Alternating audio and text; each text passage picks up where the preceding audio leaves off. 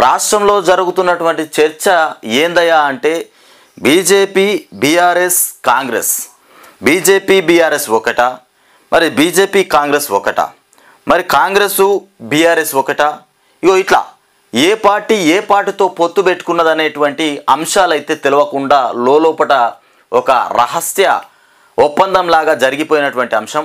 కానీ అది ఇంతవరకు ఇంకా బయటకు రాలే. ఇక ఎన్నికల రిజల్ట్ జూన్ 4 నాడు వెలువడతాయి కదా, గప్పుడు బయటకు వస్తుంది ఏ పార్టీతో కుమ్మక్క అయిపోయింది, ఇందులో ఉన్నటువంటి దొంగ పార్టీ ఏది నిజాయితీ పార్టీ ఏదో అప్పుడు మనకు అర్థమైపోతుంది. అప్పటిదాకా ప్రజల్ని పిచ్చోళం చేసినట్టే. ఇక నాయకులు పైన బాగానే ఉంటారు, ఆ ఎమ్మెల్యే పదవులు మంచి నాయకులు పైన మంచిగా గట్టిగానే ఉంటారు, వాళ్ళు కొట్టుకోరు, వాళ్ళు తిట్టుకోరు. కింద ఉన్నటువంటి కార్యకర్తలు ప్రజలు వీళ్ళు ఓగలుకోవాలి కొట్టుకోవాలి, ఓగలు పిచ్చోళ్ళు అయిపోవాలి. పైన దొంగ కొడుకులు మాత్రం బ్రహ్మాండంగా ఉంటారు, వాళ్ళకి ఏ ఇబ్బంది లేదు. పార్టీలు జంప్ అవుతారు, ఈ పార్టీ నుండి ఆ పార్టీకి పోతారు, ఆ పార్టీ నుండి ఈ పార్టీకి పోతారు. వాళ్ళు పోతే ఈ తోకలు కింద ఉన్న తోకలు కూడా బయలుదేరాలి. అంటే వీళ్ళకు నీతి నిజాయితీ అట్లాంటివి ఏముండయి అన్నట్టు, అట్లాంటి దొంగలు అన్నట్టు. ఏ పార్టీలో ఉన్నా ప్రజలకు సేవ చేయాలనుకుంటే ఎక్కడున్నా చేయొచ్చు కదా. సేవ చేయాలనుకుంటే డబ్బు కోసం వచ్చేటోళ్ళు కొంతమంది, నాయకుని కోసం మారేటోడు కొంతమంది, మా నాయకుడు మారిపోయిండని కొంతమంది మారిపోతారు. ఆ డబ్బును సంపాదించుకోవడానికి, డబ్బును కాపాడుకోవడానికి కొంతమంది మారిపోతారు. ఇట్లా ఉన్న చెత్త రాజకీయాలు అయిపోయినాయి తెలంగాణ రాష్ట్రంలో. ఇక మొత్తం దేశవ్యాప్తంగా కూడా చెత్త రాజకీయాలు అయిపోయినాయి. ఒకప్పుడు రాజకీయం అంటే ఒక ఎమ్మెల్యే ఒక సర్పంచ్ ఇట్లా నిలబడుతుర్రు అంటే ప్రజాసేవకై నిలబడుతుర్రు, వాళ్ళకు ఓటు వేయాలి, వాళ్ళకు కూడా ఉద్దేశం ఉండే ప్రజలకు సేవ చేస్తున్నాం కాబట్టి మేము రాజకీయంలోకి వస్తున్నామని. ఇప్పుడు అట్లా లేదు. ప్రజలకు సేవ చేస్తున్న అనే విషయం పక్కన పెడితే డబ్బులు సంపాదించుకునే ప్రయత్నంలో ఉన్నారు. 10 రూపాయలు పెట్టాలి, 100 రూపాయలు తీయాలి. ఇది కథ. ఇది జనాలు అందరూ గుర్తుంచుకోవాలి. ఇంకా రాను ఇంకో నెక్స్ట్ 5 ఏళ్ళ తర్వాత ఇంకా మార్పు చెందుతుంది, ఇంకా పూర్తిగా మారిపోతుంది. ఇక రాజకీయం అంటేనే దరిద్రంగా అయిపోతుంది. ఇక ఉపాధి కల్పనతోనే అసలైన వృద్ధి. అత్యంత ముఖ్యమైనటువంటి ఆరోగ్యం విద్యకు ప్రభుత్వాలు ప్రాధాన్యం ఇవ్వడం లేదు, ఇది వాస్తవం.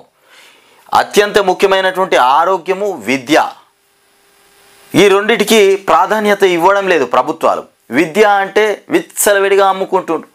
ఎవరిని ఇష్టం వచ్చినట్టు వాడు ప్రైవేట్ స్కూల్ పెట్టాలి, ఫీజులు వసూలు చేయాలి. పిల్లల దగ్గర ఫీజులు లక్షలు ఫీజులు వసూలు చేయాలి. ఇక హాస్పిటల్సా, ప్రైవేట్ హాస్పిటల్స్, చదువురాని కొడుకు కూడా ప్రైవేట్ హాస్పిటల్ పెట్టాలి, అందులో 2-3 డాక్టర్లను పెట్టుకోవాలి, వైద్యం నడిపించాలి. ఇట్లా తయారైపోయింది ఈ వ్యవస్థ మొత్తం. ఈ 2 వ్యవస్థలు దారుణంగా ఖరాబ్ అయిపోయినాయి. చెత్త కుండిలో ఆ చిత్తు కాగితాలు లెక్క అయిపోయినాయి ఈ వ్యవస్థలు. ప్రభుత్వాలు తొందరగా స్పందించేది ఈ రెండింటిపైన స్పందించాలి, లేదంటే సర్వనాశనం అయిపోతుంది ఇక రాష్ట్రం. కేంద్రము రాష్ట్రాలు పేద ప్రజల పేదరికం స్వభావాన్ని ఇక గమనించాలి. ఆ దృక్కోణంలో స్వల్పకాలిక దీర్ఘకాలిక అంశాల ప్రాధాన్యాన్ని గుర్తించాలి. ఇక ఐఏఎస్లకు ప్రజా ప్రయోజనాలే ఇక గీటురాయి కావాలి. ఐఏఎస్లకు ప్రజా ప్రయోజనాలే గీటురాయిలు కావాలి. ఇక మొత్తానికి ఈనాడు ఇంటర్వ్యూలో ఆర్బీఐ మాజీ గవర్నర్ దువ్వూరి సుబ్బారావు, గవర్నర్ చెప్తున్నటువంటి మాజీ గవర్నర్ దువ్వూరి సుబ్బారావు దగ్గర ఉండి చూసిండు కాబట్టి చెప్తాడు. ఇక కుంటుపడుతున్నాయి, వెనకబడుతున్నాయి, దోపిడీకి దగాకు పాల్పడుతున్న సంస్థలు ఏవయ్యా అంటే ఈ ఆరోగ్యము ఈ విద్య, ఈ రెండే జీవితానికి కావలసినవి. ఈ రెండింటి మీదనే దెబ్బకొట్టి పైసలు సంపాదించే ప్రయత్నం. ప్రభుత్వం ఏదొచ్చినా వీటి మీద ఫోకస్ పెట్టాలి. ముఖ్యంగా ముఖ్యమంత్రి రేవంత్ రెడ్డి అన్నిట్లలో నేను బాగానే చూసుకుంటున్నా అని చెప్తాను, కానీ ఇప్పుడు స్కూల్స్ స్టార్ట్ కాబోతున్నాయి. చదువుకోలేక ఫీజులు కట్టలేక పేద ప్రజలు పొట్ట చేతులు పట్టుకొని కైకిలు పోయి కూలిపోయి లక్షలు ఫీజులు కట్టాలి. ఆ స్కూళ్ళల్లో చెప్పే విద్య అదే. ఈ దొంగనా కొడుకులు ఆ స్కూల్లోనే బట్టలట, ఆ స్కూల్లోనే పుస్తకాలట, వాళ్ళు ఇచ్చిన బుక్కులే వాడాలి, వాళ్ళు ఇచ్చిన బట్టలే వేసుకోవాలి, వాళ్ళు ఇచ్చిన ఇక టోటల్గా వాళ్ళ స్కూల్కు సంబంధించిన వస్తువులు మాత్రం పిల్లల దగ్గర ఉండాలి. ఇట్లా తయారైపోయింది సంస్థ మొత్తం, దరిద్రంగా అయిపోయింది. విద్య అంటేనే అమ్ముకునుడు. ఉచితంగా దొరికేది ఏదయ్యా అంటే విద్య అని ఒకప్పుడు సామెతలు ఉండే, కానీ దరిద్రంగా మారిపోయింది. ఇప్పుడు ఏందయ్యా అంటే ఎన్ని డబ్బులు పెట్టినా దొరకంది ఏందయ్యా అంటే గదే విద్య. ఇట్లా అయిపోయింది. ఇక 9 నుండి 13 స్థానాలు గెలుస్తాం. సరే, ఓకే, రేవంత్ రెడ్డి ముఖ్యమంత్రి గారు, మీరు ముఖ్యమంత్రిగా ఎన్నికైపోయినరు, 5 నెలలు మీరు కొనసాగించారు ప్రజాసేవ. ఈ 5 నెలల్లో మరి ప్రజలు మీకు ఏ విధంగా ఓటేయాలి? 5 నెలల్లో మీరు ఇచ్చిన హామీలు నెరవేర్చలేదని పలు చోట్ల వినిపిస్తున్నటువంటి మాటలు, మరి మిమ్మల్ని ఏ విధంగా ఉద్దేశించి ఓట్లు వేయమంటారు? మీకు ఎట్లా ఓట్లు పడ్డాయని మీరు ఎట్లా అనుకుంటున్నారు? 9 నుండి 13 సీట్లు గెలుస్తామని మీ ఒపీనియన్ మీరు చెప్పేసిరు, కానీ మరి మీ ఒపీనియన్ మీరు చెప్తే ఇంకా మిగతా 2 పార్టీలు ఎక్కడ పోవాలి? బీజేపీ ఎక్కడ పోవాలి? బీఆర్ఎస్ ఎక్కడ పోవాలి? మరి వాళ్ళు కూడా 10-12 అంటున్నారు, మీరు 10-12 అంటున్నారు. ఉన్నాయి 17 సీట్లు. మరి ఎవరెవరు ఎక్కడ ఏ సీట్లు ఎటుపోతున్నాయి, మరి ఎవరు పంచుకుంటారు? నీకు 13 వచ్చే, వాళ్ళకు 12 వచ్చే, వాళ్ళకు 12 వచ్చే, ఈ ఎక్కడ బాయ్? మరి 30-37 సీట్లు ఉండేవాటే, మరి ఎటు బాయ్? 35 సీట్లు అయిపోయా, 3, 7, 37 సీట్లు అయిపోయా. మరి ఎక్కడ 17 కదా ఉన్న సీట్లు. మరి ఇట్లా పంచుకుంటే ఎట్లా అన్నట్టు? ఇక నేటి నుంచి 100% పాలనపైనే దృష్టి అయిపోయింది. ఇక ఎన్నికల మీద ఫోకస్ అయిపోయిందట. ఇవాళ నుండి పాలన పైన దృష్టి పెడతాడట నేటి నుంచి. అంటే ఇవాళ నుండి ముఖ్యంగా భూ సమస్యలు క్లియర్ చేయాలి. ఇది ముఖ్యమైనటువంటి విషయం. భూ సమస్యలు క్లియర్ చేయడం ఫస్ట్. సమస్యలలో ఈ పనిని మొదటగా ప్రారంభించండి. నెక్స్ట్ మీ ఇచ్చిన హామీల గురించి ఆలోచించండి. ఇక చాలా ఉన్నాయి, విద్య పైన, వైద్యం పైన, ఇంకా పేదలకు సంబంధించిన ప్రతి విషయం పైన. ఇంకొక విషయం ఏంటంటే రేవంత్ రెడ్డి నేటి నుంచి పాలన మీద దృష్టి పెడతానంటున్నాడు. మేము కూడా పాలన పైనే రేవంత్ రెడ్డిని ప్రశ్నించడానికే దృష్టి పెట్టబోతున్నాం. మీకు కూడా ఎలాంటి సమస్య ఉన్నా మా ఛానల్కు ఫోన్ చేయండి. మాకు ఫోన్ చేసి మీ యొక్క సమస్యను తెలియజేస్తే ఆ సమస్య కోసం మేము తప్పకుండా మీకోసం ఫైట్ చేయగలుగుతాం. ఎన్నికలు ముగిసిపోయినాయి. ఎన్నికల విషయం నేను చెప్తా. ఎన్నికలు అంటే ఏంది? ఎన్నికల్లో మనల్ని పాలించే వ్యక్తిని మనం ఓటేసి ఎన్నుకోవాలి. ఎన్నుకున్న తర్వాత వాళ్ళు ప్రవేశపెట్టిన పథకాలు మనకు అందేలా వాళ్ళు చూసుకోవాలి. ఒకవేళ అందకపోతే మధ్యలో మధ్యవర్తులాగా వాళ్ళు పనిచేస్తారు. అందకపోతే అప్పుడు ఏం చేయాలి? మనము వాళ్ళని నిలదీయాలి, మన పనులు మనం చేసుకోవాలి. అట్లా ఇదే. ఇకపోతే రానున్న 10 ఏళ్లలో 100 ఏళ్లకు అవసరమైనటువంటి ప్రణాళిక అమలు చేస్తాం. రానున్న 10 ఏళ్లలోనే 100 ఏళ్లకు సరిపడేటువంటి ప్రణాళికను మొత్తానికి అమలు చేస్తాడట. ఇక అంటే 100 ఏళ్ళు ఉండిపోతానని ఆలోచన రేవంత్ రెడ్డికి. ఇకపోతే పంట రుణమాఫీపై బ్యాంకర్ల సమితితో చర్చిస్తున్నాము. రేషన్ కార్డులపై బియ్యంతో పాటు మరిన్ని నిత్యావసరాలు కూడా అందిస్తామని చెప్తుండు. ఇక విద్య, వైద్యం, ఇక వ్యవసాయం పైనే సర్కారు దృష్టి పెట్టబోతుందట. ముదిరాజ్ సామాజిక వర్గానికి మంత్రి పదవి, మొత్తానికి ముదిరాజు సామాజిక వర్గానికి మంత్రి పదవి కూడా ఇస్తానని చెప్తున్నాడు. ఏపీతో సఖ్యతగా ఉండి సమస్యలు పరిష్కరించుకుంటాం. మీడియాతో చిట్చాట్లో రేవంత్ రెడ్డి. మనం చెప్పినామా? ఏపీతో సఖ్యతగా ఉండి సమస్యలు పరిష్కరించుకుంటాం. ఏపీలో చంద్రబాబు వస్తేనే సఖ్యతగా ఉంటాడు. చంద్రబాబు రాకపోతే మాత్రం రేవంత్ రెడ్డి బాట ఒంటరి బాట అయిపోతుంది, ఒంటెత్తు బాటనే అయిపోతుంది. చంద్రబాబు నాయుడు అక్కడ కూటమి గెలుస్తేనే బీజేపీ, జనసేన, పోతే టీడీపీ, ఈ 3 కలిసి పోటీ చేసినాయి కదా. ఈ 3 కలిసి పోటీ చేసినాయి కాబట్టి ఇది గెలిస్తేనే సఖ్యతగా ఉంటాడు. సఖ్యతగా ఉండి హైదరాబాదు పనిపడతారు వీళ్ళంతా కలిసి, హైదరాబాదు. ఇక ఎన్డీఏ నేతలు వెంట రాగా వారణాసిలో ప్రధాని నామినేషన్, మొత్తానికి ప్రధాని నామినేషన్ వేస్తున్నారు. ఇది 5వ విడత ఎన్నికల ప్రచారం, పోలింగ్ 5వ విడత ఎన్నికల పోలింగ్ జరగనుంది. వారణాసిలో ప్రధాని నామినేషన్ హాజరైన నడ్డా, అమిత్ షా, రాజ్నాథ్ సింగ్, ఇక చంద్రబాబు, పవన్ కళ్యాణ్, అబ్బాబ్బా చాలామంది వచ్చారు. ఇక ఉత్తరప్రదేశ్లోని వారణాసి కలెక్టరేట్లో నామినేషన్ పత్రాలు సమర్పిస్తున్న ప్రధాని మోదీ. మొత్తానికి వారణాసిలో ప్రధాని నామినేషన్. అబ్బతోడు ప్రధాని నరేంద్ర మోడీకి ఇట్లా ఓడిపోయిండే అనుకో, ఇక మామూలుగా ఉండదు. ఇది దేశ చరిత్రలోనే అబ్బురపోయే విషయం ఇది. ఇక 65.67% పోలింగ్ అయిపోయింది. 2019 లోక్సభ ఎన్నికల కన్నా 2.95% ఎక్కువగా జరిగిందట. 2019 లోక్సభ ఎన్నికల కన్నా ఈసారి ఎక్కువ పోలింగ్ జరిగింది.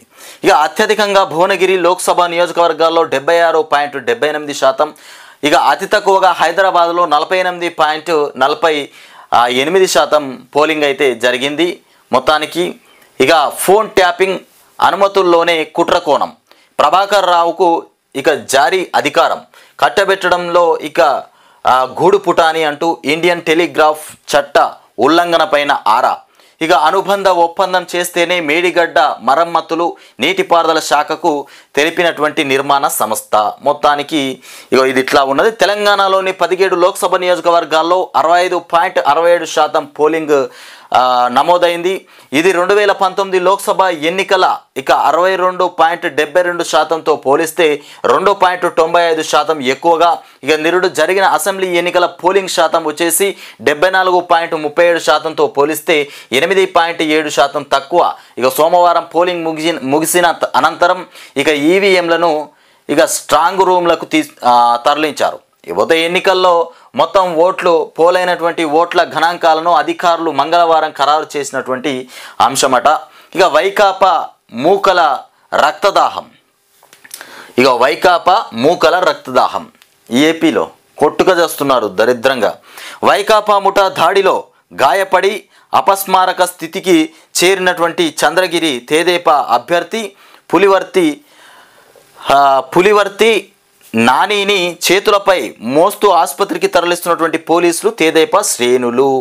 ఓరి నాయన, నీ ఓట్లు నీ కథ నీ పానానికే వచ్చేటట్టున్నాయి కదరా నాయన.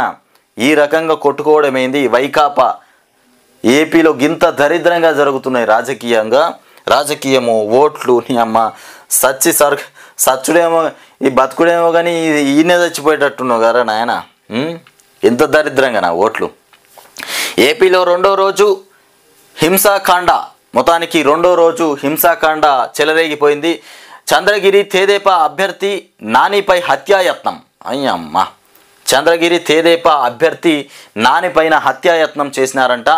ఈ కారంపొడిలో తెదేపా సానుభూతి పరులపైన దాడులు, పార్టీ కార్యాలయం విధ్వంసం చేశారు. వైకాపా శ్రేణులకు సారథ్యం వహించినటువంటి ఎమ్మెల్యే పిన్నెల్లి. మొత్తానికి తాడిపత్రిలో ఎమ్మెల్యే పెద్దారెడ్డి ఆధ్వర్యంలో వైకాపా కార్యకర్తల బీభత్సం. తెదేపా బీసీ నాయకుడు సూర్యముని ఇంటిపైన కూడా దాడి జరిగింది. మొత్తానికి ఏపీలో ఈ రకంగా ఉన్నది రాజకీయం. కొట్టుకోవడం సావడమే ఉన్నట్టున్నది ఏపీలో మొత్తం. ఏపీ రాజకీయం ఇంత ఘోరంగా అయిపోయింది చూసిరా. ఎన్నికలు అయిపోయినాక తెల్లారి కూడా ఫైట్. ఎన్నికలు అయిపోయిన తర్వాత ఒకరినొకడు కొట్టుకోవడం చంపుకోవడమే ఉన్నట్టున్నది. ఇక పెంపుడు కుక్క దాడిలో పసికందు మృతి. అబ్బా, కార్మికుడు 5 నెలల కుమారుడి పైన విరుచుకుపడినటువంటి యజమాని శునకం. వికారాబాద్ జిల్లా బస్వేశ్వర నగర్లో ఘటన. ఇంట్లో పెంచుకున్న కుక్కనే ఆ పాప పైన దాడి చేసిందట, పసికందు మీద. సాయినాథ్ అమ్మ, 5 నెలల పాప పైన దాడి, కుమారుడి పైన. ఇక బతోయ్ అనుబంధ ఒప్పందం చేస్తేనే మేడిగడ్డ మరమ్మతులు నీటిపారుదల శాఖకు తెలిపినటువంటి నిర్మాణ సంస్థ. బ్యారేజీ పునరుద్ధరణ పనులపైన ఈఎన్సీ సమావేశం. మొత్తానికి అనుబంధ ఒప్పందం చేస్తేనే మేడిగడ్డ పునర్నిర్మాణం చేస్తామనేటువంటి అంశం అయితే తెరపైకి వచ్చింది. ఇక కాళేశ్వరం ఎత్తిపోతల్లోని మేడిగడ్డ బ్యారేజీకి మరమ్మతులు పనులు చేపట్టేందుకు అనుబంధ ఒప్పందం ఇక సప్లిమెంటరీ అగ్రిమెంట్ చేసుకుంటేనే ముందుకు వస్తామని కూడా నిర్మాణ సంస్థ ఎలాంటి పేర్కొన్నట్లు కూడా తెలిసింది. బ్యారేజీ పునరుద్ధరణ పైన నీటిపారుదల శాఖ engineer in chief Anil Kumar మంగళవారం హైదరాబాద్ జలసౌధలో పలు విభాగాలతో సహా సమావేశం ఏర్పాటు చేశారు. ఈ సందర్భంగా జాతీయ డ్యామ్ సేఫ్టీ సంస్థ ఇక ఎన్డీఎస్ఏ మేడిగడ్డ మరమ్మతులకు అందజేసినటువంటి మధ్యంతర నివేదిక పైన చర్చించారు. గత ఏడాది అక్టోబరు 21న మేడిగడ్డ బ్యారేజీ పియర్లు కుంగగా దీంతో బ్యారేజీలో నీటిని దిగువకు వదిలేశారు. ఇక కారణాలు ఏమిటనేటువంటి దానిపైన ఇక నీటిపారుదల శాఖతో పాటు ఎన్డీఎస్ఏ కమిటీ పలుమార్లు అధ్యయనం చేపట్టింది. వర్షాకాలము సమీపిస్తున్నందున వరద ముప్పు నుంచి రక్షణకు తీసుకోవాల్సినటువంటి ముందస్తు చర్యలపైన మధ్యంతర నివేదిక ఇవ్వాలని కూడా ప్రభుత్వం కమిటీని కోరింది. మొత్తానికి ఎన్డీఎస్ఏ ఏది మన కాళేశ్వరం ప్రాజెక్టుకు సంబంధించినటువంటి అంశం ప్రభుత్వం కమిటీని కోరింది. న్యాయ విచారణ commission chairman justice PC Ghosh కూడా పునరుద్ధరణకు తీసుకోవాల్సినటువంటి చర్యలపైన ఎన్డీఎస్ఏ నుంచి మధ్యంతర నివేదిక కోరారని కూడా ప్రభుత్వాన్ని ఆదేశించారు. దీంతో గత నెలాఖరున కమిటీ ఒక నివేదికను అందజేసింది. దీనిపై మంగళవారం నాటి సమావేశంలో చర్చించారు. నివేదికలో పేర్కొన్న అంశాలు చేపట్టాల్సినటువంటి పనులపైన ఈఎన్సీ ఒక ప్రజెంటేషన్ సమర్పించనున్నట్లు కూడా తెలిసింది. ఇక దెబ్బతిన్నటువంటి రెండు క్రెస్ట్ గేట్లు కూడా తొలగించాలని, అప్రాన్ వెడల్పు పెంచాలని కూడా పేర్కొన్నట్లు సమాచారం. అనంతరం నిర్మాణ సంస్థ ప్రతినిధులు కూడా ప్రజెంటేషన్ ఇచ్చారు. చేయాల్సిన పనులు, అంచనా వ్యయాలకు కూడా సంబంధించి వివరాలు అందజేసినట్లు కూడా సమాచారం. మరోవైపు ఈ సమావేశంలో కమిషన్ ఆఫ్ డిజైన్స్ విభాగం కూడా పలు సూచనలు ఇచ్చినట్లు తెలియవచ్చింది. ఇక క్రెస్ట్ గేట్లు తెరిచి ఉంచేలా బ్యారేజీ డిజైన్ చేస్తే మూసివేసి నీటిని నిల్వ చేస్తున్నారని కూడా పేర్కొన్నట్లు తెలియవచ్చింది. ఇక సమావేశంలో ఈఎన్సీ, ఇక ఓ&ఎం, ఇక నాగేంద్రరావు, ఇక సిడిఓ ఈసీ మోహన్ కుమార్ కూడా రామగుండం ఈసీ సుధాకర్ రెడ్డితో పాటు పలువురు ఈఈలు కూడా పాల్గొన్నటువంటి అంశం. ఇకపోతే ఉమ్మడి మహబూబ్ నగర్ ప్రాజెక్టుల సలహాదారుగా ఎన్ రంగారెడ్డి ఉన్నారట.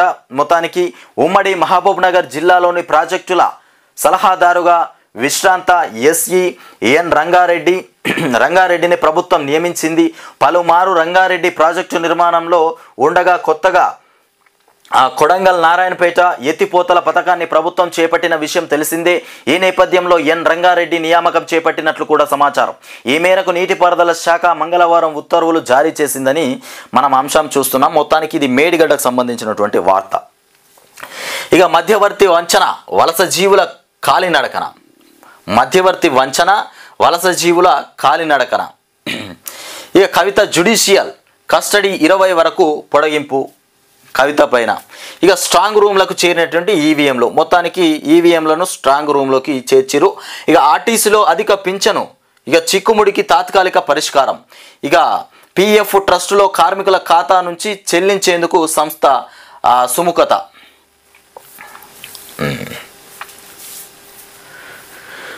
ఇది ఇట్లా ఉంటే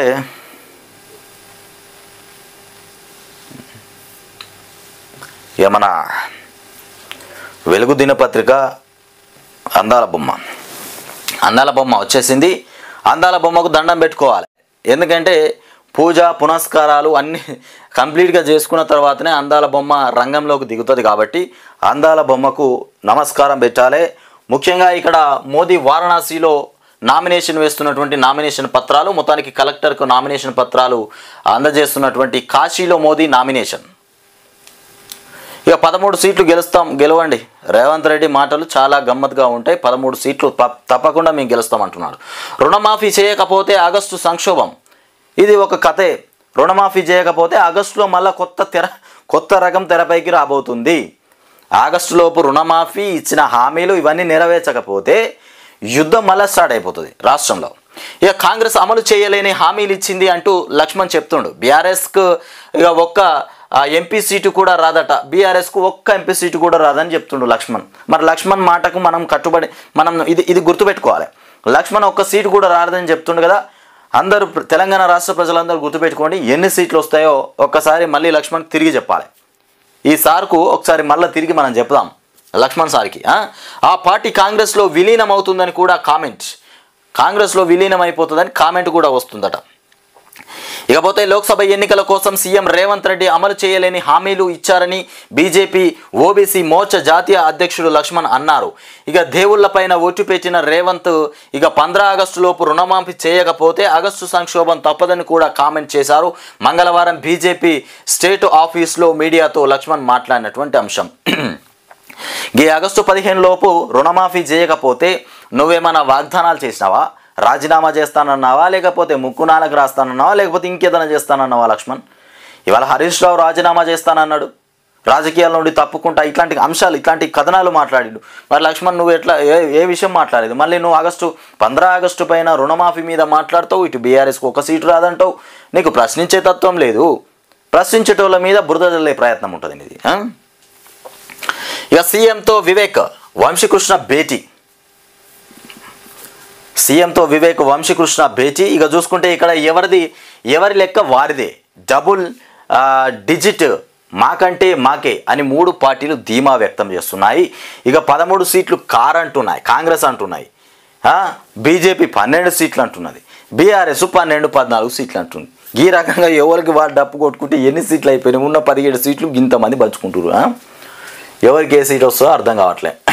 ఇక 2.20 కోట్ల మంది ఓటేసిండ్రు. రాష్ట్రంలో జరిగిన లోక్సభ ఎన్నికల్లో 2,20,24,806 మంది ఓటు వేశారు. ఇందులో మహిళా పురుషుల ఓటర్లు దాదాపు ఇక సమానంగా ఉన్నారు. ఇక మొత్తంగా 66.30% ఓటింగ్ నమోదైంది. అధికంగా భువనగిరి లోక్సభ పరిధిలో 76.78% పోలింగ్ నమోదు కాగా అతి తక్కువగా హైదరాబాద్ నియోజకవర్గంలోని 48.48% నమోదైంది. ఇకపోతే మోదీ మళ్ళీ ప్రధాని అయితే దేశంలో ఎన్నికలే ఉండవు. ఒకవేళ మోదీ గిట్లా మళ్ళీ ప్రధాని అయితే దేశంలో ఎన్నికలు పూర్తిగా ఉండయట. ఇక మోదీ మళ్ళీ ప్రధాని అయితే దేశంలో ఎన్నికలే ఉండవని కాంగ్రెస్ చీఫ్ మల్లికార్జున ఖర్గే అన్నారు. రాజ్యాంగము ప్రజాస్వామ్యాన్ని కూని చేస్తారని కూడా, దళితులు, బీసీలు, మహిళా అభ్యర్థులు ఉండరని కూడా ఆరోపించారు. చాలా హామీలను ఇక మోదీ అమలు చేయలేదని కూడా, ఆయన అబద్ధాల సర్దార్ అని కూడా విమర్శించినటువంటి అంశం. ఇక గ్రాడ్యుయేట్ ఎమ్మెల్సీ బరిలో 52 మంది అభ్యర్థులు ఉన్నారు. మొత్తానికి గ్రాడ్యుయేట్స్ ఎమ్మెల్సీ బరిలో 52 మంది అభ్యర్థులు ఉన్నారు.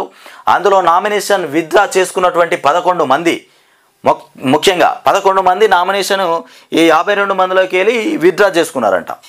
ఇకపోతే నల్గొండ, ఖమ్మం, వరంగల్ గ్రాడ్యుయేట్స్ ఎమ్మెల్సీ ఉప ఎన్నిక బరిలో 52 మంది నిలిచారు. నామినేషన్ల ఉపసంహరణకు చివరి రోజున మంగళవారం 11 మంది తమ నామినేషన్లు విత్డ్రా చేసుకున్నారు. ఈ నెల 27న పోలింగ్ జరగనుంది.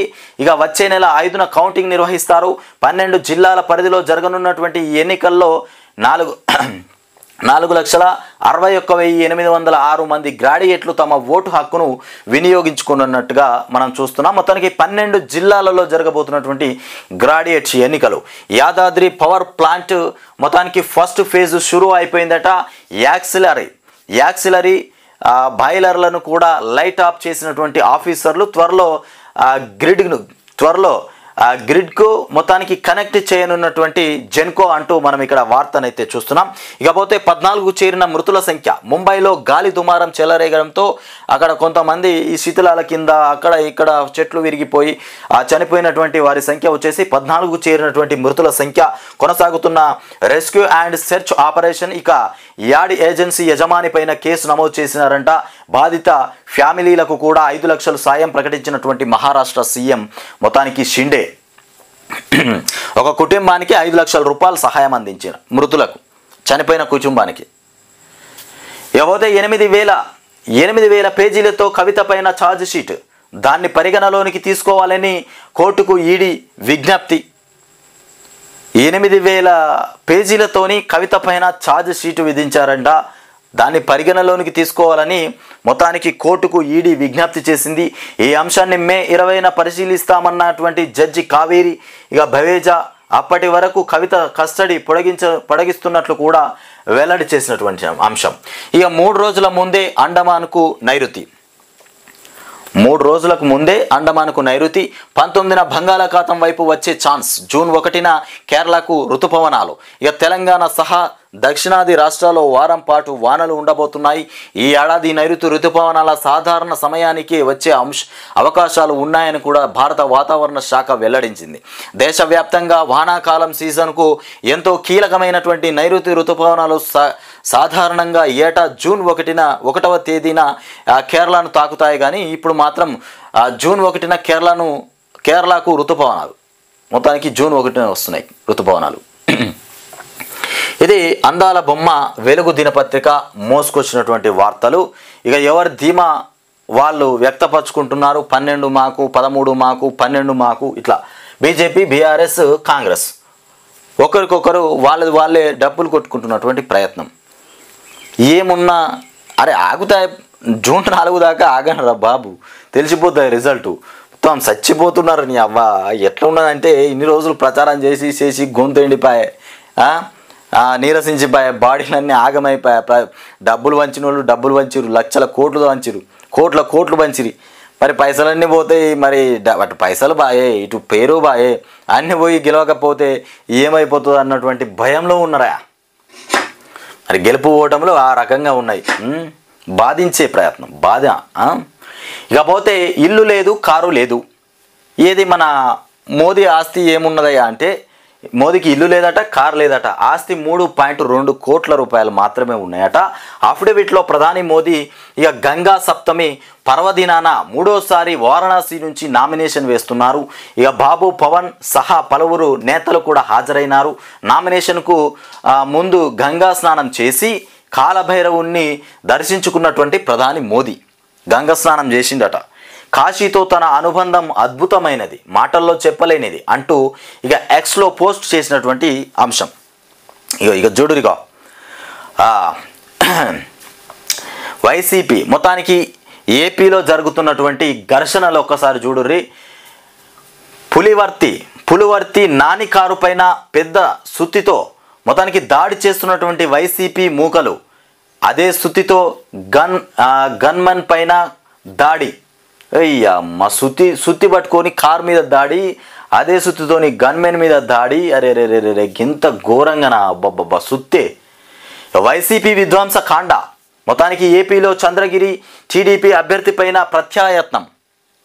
హత్యాయత్నం టీడీపీ అభ్యర్థి పైన 150 మంది వైసీపీ వర్గీయులు దాడి. అబ్బబ్బబ్బబ్బా 150 మంది వైసీపీ వర్గీయులు దాడి చేసినారంట. గాయపడ్డ పులివర్తి నాని గన్మన్కు తీవ్ర గాయాలైపోయినాయి. ఇక రబ్బర్ బుల్లెట్లతో గాల్లోకి బలగాల కాల్పులు, లాఠీ చార్జ్. ఇక తాడిపత్రి మొత్తానికి పల్నాడులో రెండో రోజు వైసీపీ గూండాగిరి. ఇక ఏజెంట్గా కూర్చున్నాడని కూడా ధర్మవరంలో దాడి. టీడీపీ అనుకూల వ్యాఖ్యలు చేసినటువంటి వృద్ధుడిని శ్రీకాకుళంలో ఇక ఇంటికెళ్ళి కొట్టినటువంటి స్థానిక వైసీపీ నేత. టీడీపీకి అనుకూల వ్యాఖ్యలు చేసినటువంటి వృద్ధుడిని, టీడీపీకి అనుకూలంగా ఒక వృద్ధుడు వ్యాఖ్యలు చేస్తే అయితే ఆయన ఇంటికి పోయి కొట్టిరట వైసీపీ నేతలు. టీడీపీకి మద్దతు ఇచ్చాడని మొత్తానికి కౌలు రైతు పైన కూడా దాడి చేసినారట. ఇంత ఘోరమా? ఏపీలో రికార్డు బద్దలైంది. 81% పైగా పోలింగ్ జరిగింది. సోమవారం అర్ధరాత్రికి 79.5% ప్రకటన. ఆ తర్వాత కొనసాగింపు నేడు తుది ప్రకటన. 2019లో 79.88% నమోదైపోయినటువంటి పోలింగ్. ఇక వారంలో నైరుతి. అసెంబ్లీ జోర్ లోక్సభకేది. అసెంబ్లీలో జోరుగా వచ్చినటువంటి ఓటర్లు. ఇక లోక్సభ చూసుకుంటే పూర్తిగా తగ్గిపోయింది. శాసనసభ ఎన్నికలతో పోలిస్తే 8.56% తగ్గిన పోలింగ్. నాడు ఉత్సాహంగా ఓటింగ్, నేడు ఇంటింట ప్రచారం అంతంతే ఉన్నదట. ఇక దగ్గర వచ్చినాయి కదా ఓట్లు, ఒకేసారి అయిపోగానే మళ్ళీ వచ్చాయి. నీ అమ్మ ఎత్తే లాభం ఏం పాడైందిరా, ఇప్పుడు ఓట్లు ఎత్తేనే కాంగ్రెస్ ఏం పడేయకపోయా, మళ్ళీ దీనికి ఎత్తే వాళ్ళే బతుకుతారు తప్ప మాకేం రాదని ఆలోచనకు వచ్చారు ప్రజలు కూడా. ఇక నేడు ఇంటింటి ప్రచారం అంతంతే ఉన్నది. ఎండల తీవ్రత, ఇక విహారయాత్రలు, ఏపీ ఎన్నికల ప్రభావం కూడా 2019 లోక్సభ ఎన్నికలతో పోలిస్తే 3.53% ఇక పెరుగుదల అయిపోయింది. మొత్తానికి 66.30% పోస్టల్ బ్యాలెట్ సహా లోక్సభ ఎన్నికల్లో పోలింగ్ జరిగినటువంటి అంశం. వీధి కుక్క దాడిలో 5 నెలల చిన్నారి మృతి చెందినటువంటి అంశం మనం ఇంతకుముందు చూసినటువంటి ఘటన. ఇకపోతే విమానాల్లో దొంగ, ఓ నీ అమ్మ కొడుక, బస్సులలో బస్టాండ్లలో అక్కడ ఇక్కడ చూసినాం కానీ ఏకంగా విమానంలోనే దొంగ ఉన్నాడట. మహిళలు వృద్ధులను మాటల్లో పెట్టి బంగారు వెండి నగలు దోచేస్తున్నటువంటి వైనం.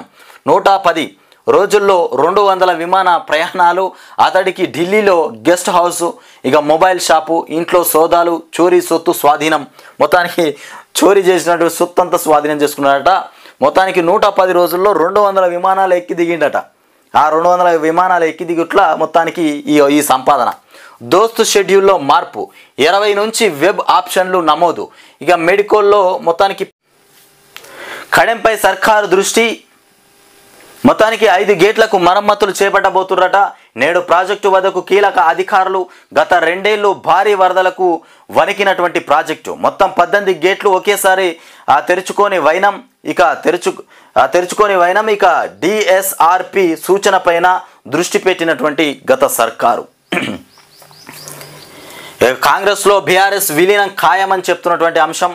మరి ఇది ఎవరు చెప్పిన అంశమో, ఇది ఎవరు చెప్పిన మాటో మాత్రం తెలియట్లేదు. రుణమాఫీ చేయకపోతే ఆగస్టు సంక్షోభం. అత్యుత్సాహంతో హామీలు గ్యారెంటీలు అమలు చేయలేకపోతే ప్రజలే కాదు సొంత పార్టీ నేతలు తిరగబడతారు. లక్ష్మణ్ చెప్తున్నటువంటి అంశం. రాష్ట్రంలో బీజేపీకి 12 సీట్లు పక్కా అని చెప్తున్నటువంటి ఈటల రాజేందర్. ఇక ఢిల్లీలో కుస్తీ, గల్లీలో దోస్తీ. ఢిల్లీలో